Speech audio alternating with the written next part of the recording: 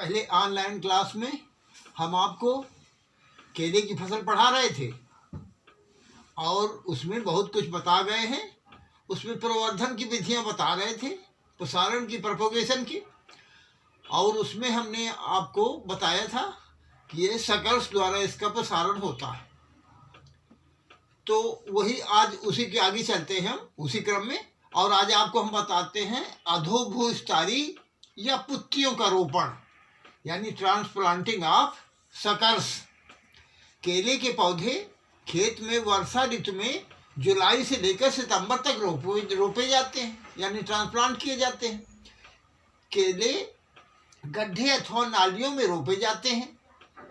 केला रोपने के लिए मई में आधा मीटर व्यास के यानी 50 सेंटीमीटर और आधा मीटर गहरे यानी 50 सेंटीमीटर गहरे गड्ढे 2 गुणे 1.5 मीटर की दूरी पर खोद लेने चाहिए। इसका मतलब समझे कि नहीं? इसका मतलब लाइन से ही तो गड्ढे रहेंगे और पंख से पंख की दूरी 2 मीटर हो जाएगी और पौधे से पौधे की दूरी 1.5 मीटर हो जाएगी। तो इस तरह से गड्ढे जो नाप बताए इसके नाप के गड्ढे बना लेते हैं और उन्हें गोबर की खाद में मिट्टी मिलाकर जुलाई के प्रारंभ में भर देना चाहिए। यदि नालियों में केला रोपना हो तो 50 सेंटीमीटर चौड़ी और 50 सेंटीमीटर गहरी नालियां, इसका मतलब समझे कि नहीं, 2 मीटर की दूरी पर खोद लेनी चाहिए। और इनमें ये समझ में आ रहा कि नहीं आ रहा? इनमें प्रति हेक्टेयर 200 क्विंटल गोबर की खाद डाल देनी चाहिए। तत्पश्चात इन गड्ढों में अथवा 1.5 मीटर की दूरी पर नालियों के बीच में केले की पुत्तियां रोप देनी चाहिए। और फिर रोपाई के पहले प्रत्येक पुत्ती को यानी सकल्स को तेज औजार से काट देना चाहिए और भूमिगत तने के कटे हुए भाग को सेरेसन या एगलाल के 0.25% घोल में 1 मिनट तक डुबा देना चाहिए। फरवरी मार्च का समय भी खेत में केला रोपने के लिए उत्तम रहता है, लेकिन यह उन्हीं स्थानों में संभव है जहां पर पर्याप्त सुरक्षित सुविधा हो। अब उसके बाद देखिए निकाई गुड़ाई और देखभाल यानी होइंग एंड वीडिंग। तो केले की पुत्तियां रोपने के तुरंत बाद यानी सकल्स रोपने के बाद खेत में सिंचाई कर देनी चाहिए। तत्पश्चात इस बात का विशेष ध्यान रखना चाहिए कि खेत में खरपतवार न होने पाए। इसके लिए केले के खेत में कई बार निकाई गुड़ाई करने की आवश्यकता होगी। निकाई गुड़ाई द्वारा केले की जड़ों के फैलाव में भी सहायता मिलती है। अतः दोनों पौधों के, एक बात समझ लीजिए, इसकी जड़ें भी फैलती हैं ये कार्य करने से। तो इसलिए पौधों के प्रारंभिक जीवन में निकाई गुड़ाई का और भी अधिक महत्व है। बाद में तो पौधों की इधर उधर 2-3 पत्तियां निकालने पर, पौधों की पत्तियों के बढ़ जाने पर उनकी जड़ों के निकट छाया रहने के कारण खरपतवार अधिक नहीं उग पाते हैं। पैतृक वृक्ष की वृद्धि के समय नीचे से बहुत से अधोभूस्थारी निकलते रहते हैं।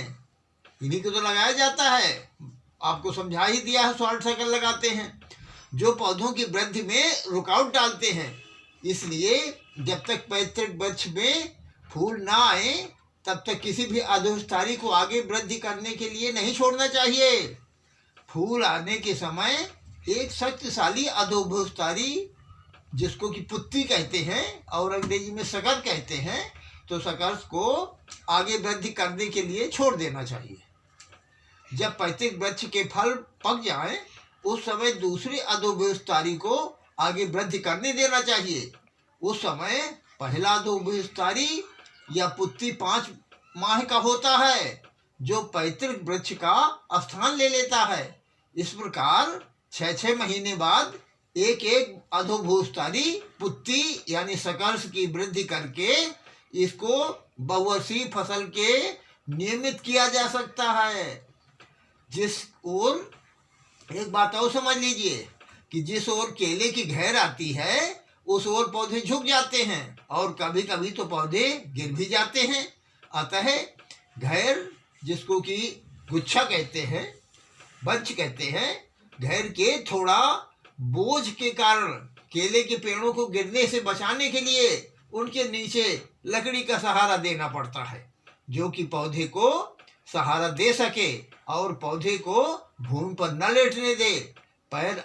जो इसका घेर है ना, जिसको कि गुच्छा कहते हैं, बंच आने के समय तने के चारों ओर लगभग 20-25 सेंटीमीटर मिट्टी चढ़ा देना चाहिए, इससे भी सहारा मिल जाता है। अब सिंचाई देखिए, इरिगेशन। केले में सिंचाई की काफी आवश्यकता होती है। एक बात और घाघ कवि ने कहा है कि धान पान और केला तीनों पानी के हैं चेला। धान पान और केला तीनों पानी के हैं चेला, मतलब अत्यधिक पानी की आवश्यकता पड़ती है। धान को भी, पान को भी, पान की खेती में और ज्यादा होती है और केले में भी होती है। तो केले में सिंचाई की काफी आवश्यकता होती है। वर्षा ऋतु के उपरांत जाड़े की ऋतु में 25-30 दिन के अंतर से केले में खेत में सिंचाई करते रहना चाहिए। इस फूल को सिंचाई, एक बात और समझ लीजिए कि जब पानी गर्मी है तो और ज्यादा सिंचाई होगी, और सर्दी में भी 25-30 दिन बाद होती है। तो जानते ही हैं आप, इस ऋतु की सिंचाई से केले में पाले द्वारा हानि का भय नहीं रहता है, इसीलिए तो इतने जल्दी जल्दी करते हैं। ग्रीष्म ऋतु में अपेक्षाकृत जल्दी जल्दी सिंचाइयों की आवश्यकता होती है। अतः आवश्यकता अनुसार 15-20 दिन के अंतर पर केले की फसल की सिंचाई करते रहते हैं।